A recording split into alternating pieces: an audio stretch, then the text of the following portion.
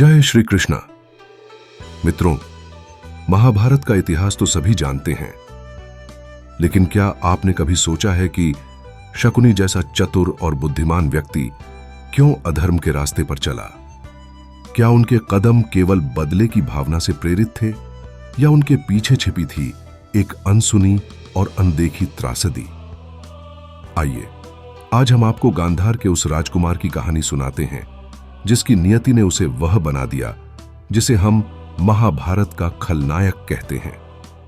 गांधार, जो आज के अफगानिस्तान में स्थित था, अपनी संस्कृति, व्यापार और राजनीति के लिए प्रसिद्ध था। राजा सुबल का राज्य समृद्ध था और उनका परिवार पूरे गांधार का सम्मानित और प्रतिष्ठित परिवार माना जाता था। शकुनी, राजा सुबल का सबसे छोटा पुत्र, बचपन से ही बुद्धिमान और साहसी था। शकुनी के बारे में कहा जाता था कि उसकी बुद्धि तलवार से भी तेज थी। वह न केवल गणित और राजनीति में निपुण था, बल्कि उसकी शब्दों की चतुराई से बड़े बड़े विद्वान भी परास्त हो जाते थे।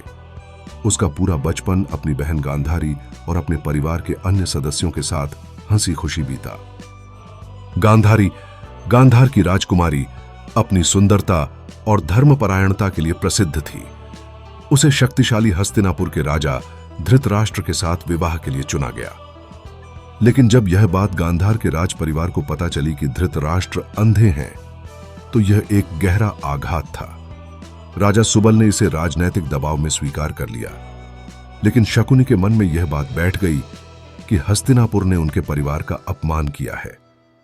गांधारी ने अपने पिता के सम्मान के लिए यह विवाह स्वीकार किया और धृतराष्ट्र के साथ जुड़ने के बाद अपनी आंखों पर पट्टी बांध ली।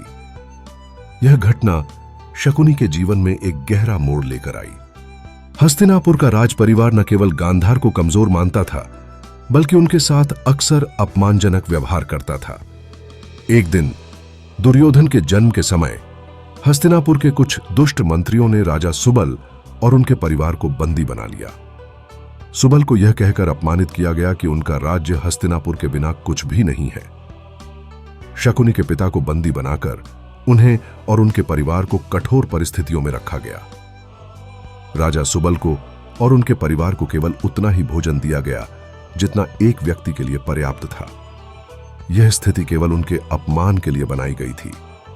शकुनी के पिता ने निर्णय लिया कि वह अपना भोजन अपने सबसे चतुर पुत्र शकुनी को देंगे ताकि वह जिंदा रह सके और हस्तिनापुर से बदला ले सके। यह दृश्य न केवल दिल दहलाने वाला था, बल्कि शकुनी के जीवन का सबसे बड़ा सबक भी। शकुनी ने अपने पिता और भाइयों की मृत्यु होते देखी। उनके पिता ने मरने से पहले उसे एक जोड़ी पासे दिए जो उनकी हड्डियों से बनाए गए थे। ये पासे शकुनी को यह आश्वासन देते थे कि वे हमेशा उनकी आज्ञा का पालन करेंगे। मरने से पहले राजा सुबल ने कहा, शकुनी, हस्तिनापुर ने हमारे साथ जो किया है उसका बदला लेना तुम्हारा धर्म है। तुम केवल अपनी चतुराई और बुद्धिमानी से हस्तिनापुर को उसके घमंड के लिए दंडित करोगे। गांधार लौटने के बाद शकुनी ने केवल बदला लेने के लिए नहीं, बल्कि धर्म और अधर्म के बीच के अंतर को समझने के लिए भी खुद को समर्पित कर दिया।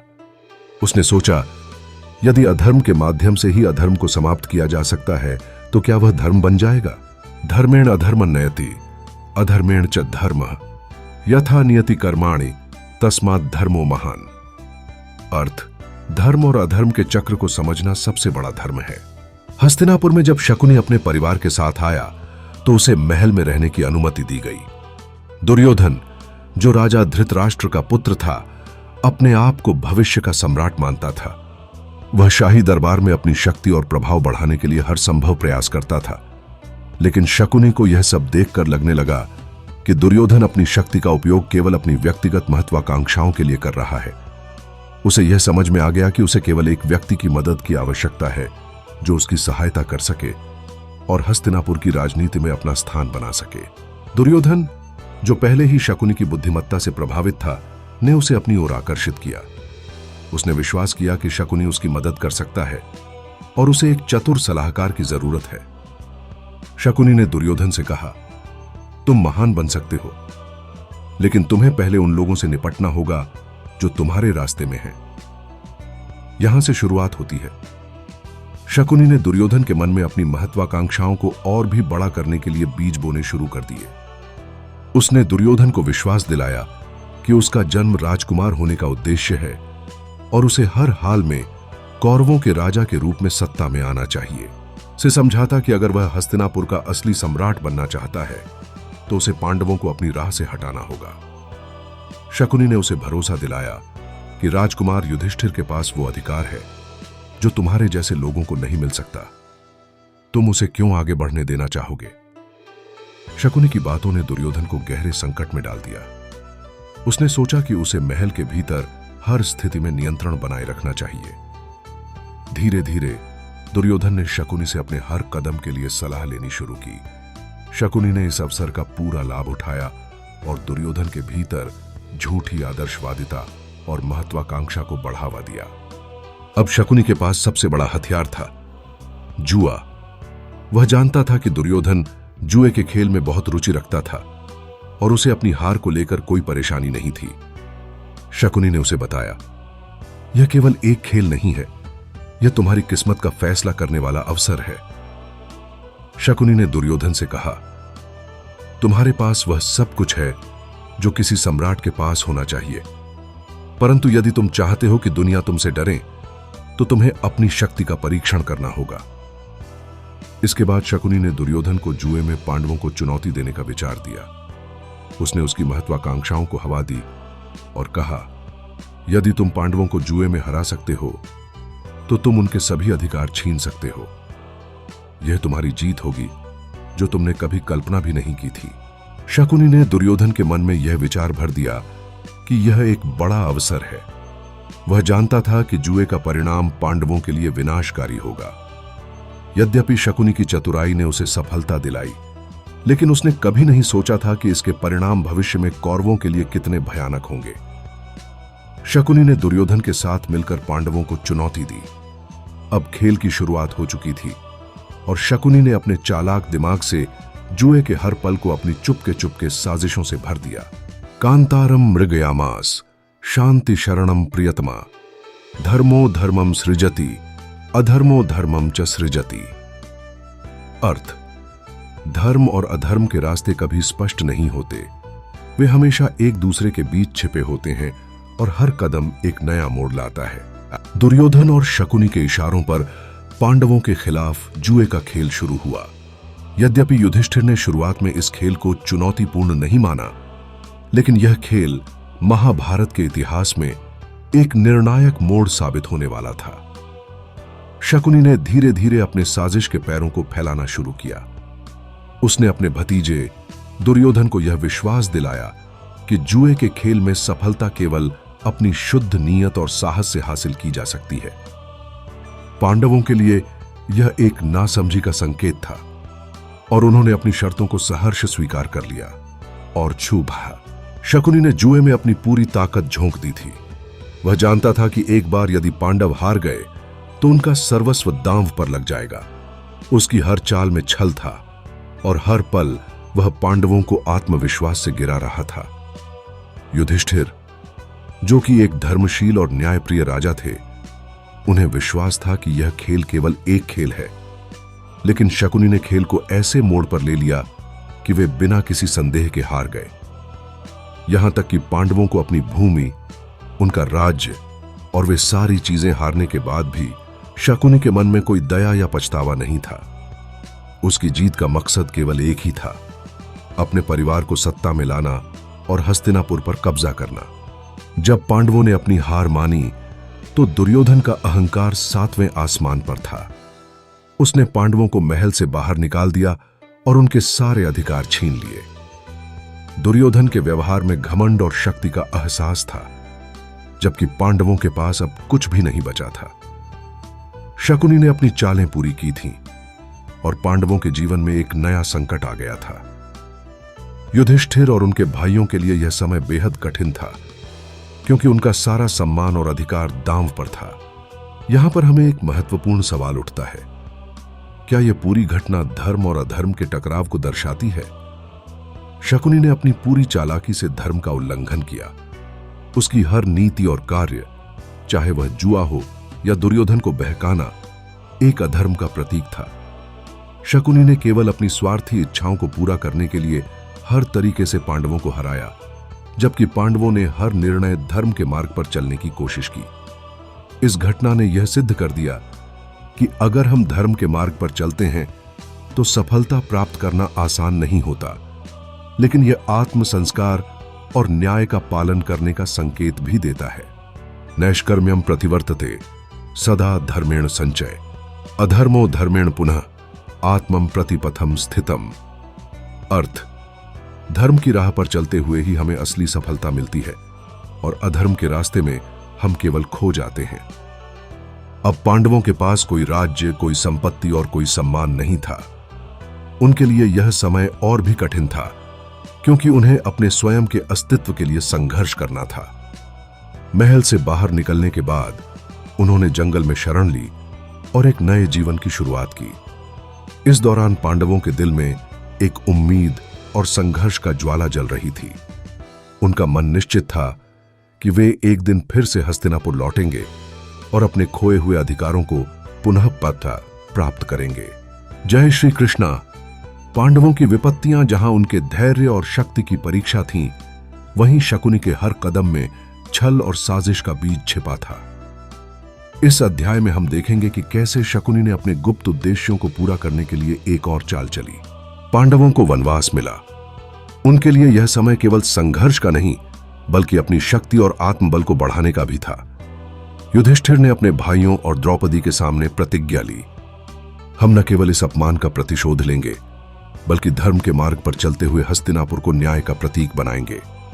यह प्रतिज्ञा द्रौपदी के आंसुओं और उनके अपमान के प्रतिशोध के रूप में हर पांडव के दिल में जल रही थी। भीम, जो कि अपने बल और क्रोध के लिए प्रसिद्ध थे, ने स्पष्ट कहा, मैं दुर्योधन की जंघा तोड़कर उसका घमंड चूर चूर करूंगा। शकुनी जानता था कि वनवास के दौरान पांडव कमजोर नहीं होंगे, बल्कि और अधिक शक्तिशाली बनकर लौटेंगे। उसने दुर्योधन से कहा, पांडवों को केवल जंगल में भेजने से हमारी जीत सुनिश्चित नहीं होगी, हमें उन्हें पूरी तरह समाप्त करना होगा। शकुनी ने एक और साजिश रची। उसने अपनी बहन गांधारी के माध्यम से धृतराष्ट्र को पांडवों के खिलाफ भड़काना शुरू किया। वह बार बार यह बात धृतराष्ट्र के मन में डालता रहा कि यदि पांडव वापस लौटे तो हस्तिनापुर का राज्य खतरे में पड़ जाएगा। में पड़ा कि हा। इस समय धर्म और अधर्म के बीच की खाई और गहरी हो गई। शकुनी की चालें अधर्म की पराकाष्ठा थीं। उसने अपने स्वार्थ के लिए अपनी बहन गांधारी और अपने भतीजों को भी इस्तेमाल किया, लेकिन वह यह भूल गया कि अधर्म चाहे जितना भी शक्तिशाली हो, अंततः धर्म की विजय होती है। वनवास केवल दंड नहीं था, यह पांडवों के लिए आत्मशक्ति और रणनीति विकसित करने का समय भी था। उन्होंने वहां कई महान ऋषियों से शिक्षा प्राप्त की। अर्जुन ने दिव्यास्त्रों का ज्ञान अर्जित किया और भीम ने अपनी शारीरिक शक्ति को और निखारा। वनवास के दौरान श्री कृष्ण ने पांडवों से भेंट की। उन्होंने युधिष्ठिर से कहा, धर्म की राह पर चलने वालों को कठिनाइयों का सामना करना पड़ता है, लेकिन अंत में उनकी विजय सुनिश्चित होती है। पांडव केवल योद्धा नहीं, बल्कि धर्म के रक्षक भी हैं। बल्कि वनवास के दौरान द्रौपदी ने अपने अपमान को कभी नहीं भुलाया। उसने युधिष्ठिर से कहा, यदि आप धर्म के नाम पर अपनी शांति बनाए रखना चाहते हैं तो यह आपकी महानता है, लेकिन मैं इस अपमान का प्रतिशोध चाहती हूं। यह मेरी पत्नी होने का कर्तव्य है कि मैं आपके हृदय में वह ज्वाला जलाऊं जो दुर्योधन और शकुनी के अधर्म को समाप्त करे। पांडवों ने तय किया कि वनवास खत्म होने के बाद वे राज्य को वापस पाने के लिए हर संभव प्रयास करेंगे। उन्होंने श्री कृष्ण के मार्गदर्शन में अपनी योजनाओं को तैयार करना शुरू किया। जय श्री कृष्णा। धर्म की रक्षा के लिए संघर्ष अनिवार्य है। जब अन्याय अपने चरम पर होता है तो न्याय का उदय सुनिश्चित है। आज हम देखेंगे कि कैसे पांडवों ने अपने धैर्य, साहस और ज्ञान से अधर्म को चुनौती देने की तैयारी की। वनवास के 12 वर्षों के दौरान पांडव केवल शारीरिक और मानसिक रूप से ही नहीं, बल्कि आध्यात्मिक रूप से भी प्रबल हो गए थे। युधिष्ठिर ने ऋषि वेदव्यास के आश्रम में धर्म, न्याय, और राजनीति का गहन अध्ययन किया। अर्जुन ने इंद्र और शिव से दिव्यास्त्र प्राप्त किए। भीम ने हनुमान जी की कृपा से अपनी शक्ति को और बढ़ाया। नकुल और सहदेव ने आयुर्वेद और खगोल विज्ञान में महारत हासिल की। यह वनवास उनके लिए कठिनाइयों से भरा था, लेकिन उन्होंने हर चुनौती को अवसर में बदला ही। वनवास की अवधि समाप्त होने के बाद पांडवों ने श्री कृष्ण से सहायता मांगी। श्री कृष्ण ने कहा, धर्म को स्थापित करने के लिए कर्म करना आवश्यक है। तुम सभी को अपनी शक्तियों का उपयोग धर्म की विजय के लिए करना होगा, परंतु यह ध्यान रखना, अधर्म को हराने के लिए तुम्हारे प्रयास भी धर्म सम्मत हों। श्री कृष्ण ने उन्हें यह भी बताया कि कौरवों के साथ सीधे टकराव से पहले उन्हें शांति और वार्ता का मार्ग अपनाना होगा। इस दौरान हस्तिनापुर में शकुनी और दुर्योधन अपनी शक्ति को और मजबूत कर रहे थे। दुर्योधन ने पूरी सेना को तैयार कर लिया था और शकुनी ने अपनी योजनाओं को और कुटिल बना दिया। शकुनी ने दुर्योधन से कहा, पांडव यदि युद्ध के लिए तैयार होते हैं तो उन्हें हराने के लिए हमें न केवल बल बल्कि कूटनीति और छल का भी सहारा लेना होगा। हमारी जीत केवल ताकत से नहीं बल्कि उनकी कमजोरियों को भुनाने से होगी। द्रौपदी ने धर्मराज युधिष्ठिर से कहा, यदि अब भी आप धर्म के नाम पर युद्ध से पीछे हटते हैं तो यह धर्म का नहीं बल्कि कायरता का प्रतीक होगा। मेरा अपमान, मेरी प्रतिज्ञा और हमारी कुल की प्रतिष्ठा का प्रश्न अब आपके हाथ में है। भीम ने अपनी गदा उठाते हुए कहा, द्रौपदी, तुम्हारे अपमान का प्रतिशोध मैं दुर्योधन का अंत करके ही लूंगा। शकुनी की चालों का उत्तर उसकी हार से मिलेगा। पांडवों की ओर से श्री कृष्ण ने हस्तिनापुर जाकर शांति वार्ता की। उन्होंने धृतराष्ट्र, दुर्योधन और शकुनी से कहा, यदि तुम धर्म के मार्ग पर चलोगे और पांडवों को उनका अधिकार लौटाओगे तो महायुद्ध से बचा जा सकता है, अन्यथा यह युद्ध केवल तुम्हारे राज्य का विनाश ही नहीं बल्कि अधर्म का अंत भी करेगा। दुर्योधन ने अहंकार में भरकर कृष्ण की बात ठुकरा दी। उसने कहा, मैं पांडवों को सुई की नोक बराबर भी भूमि नहीं दूंगा। युद्ध ही हमारा अंतिम विकल्प है। शांति वार्ता असफल होने के बाद दोनों पक्षों ने युद्ध की तैयारी शुरू कर दी। पांडवों ने अपने मित्रों और सहयोगियों से सहायता मांगी। उन्हें कृष्ण, द्रुपद और कई अन्य राज्यों का समर्थन मिला। दूसरी ओर दुर्योधन ने भीष्म, द्रोण और कर्ण जैसे योद्धाओं के साथ अपनी सेना को तैयार किया।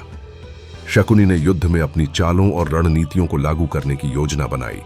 यदा यदा हि धर्मस्य ग्लानिर्भवति भारत, अभ्युत्थानम धर्मस्य तदात्मानं सृजाम्यहम्। अर्थ, जब जब धर्म का पतन और अधर्म का उदय होता है तब तब मैं स्वयं अवतरित होता हूं। युद्ध की शुरुआत से पहले शकुनी ने दुर्योधन से कहा, यह युद्ध केवल तुम्हारे और पांडवों के बीच नहीं है, यह धर्म और अधर्म के बीच है। याद रखना, इस युद्ध में केवल चालें और रणनीतियां ही तुम्हारी विजय सुनिश्चित कर सकती हैं। लेकिन शकुनी यह नहीं समझ पाया कि उसका प्रत्येक कदम उसे विनाश की ओर ले जा रहा था। जय श्री कृष्ण। महाभारत का युद्ध केवल धनुष बाण या तलवारों का संग्राम नहीं था, यह धर्म और अधर्म के बीच का अंतिम संघर्ष था। शकुनी, जो साजिशों का स्वामी था, क्या वह अपनी चालों में सफल हुआ या अधर्म का अंत निश्चित था? आइए जानते हैं। महाभारत के युद्ध में पांडव और कौरव दोनों पक्षों की सेनाएं कुरुक्षेत्र में आमने सामने थीं।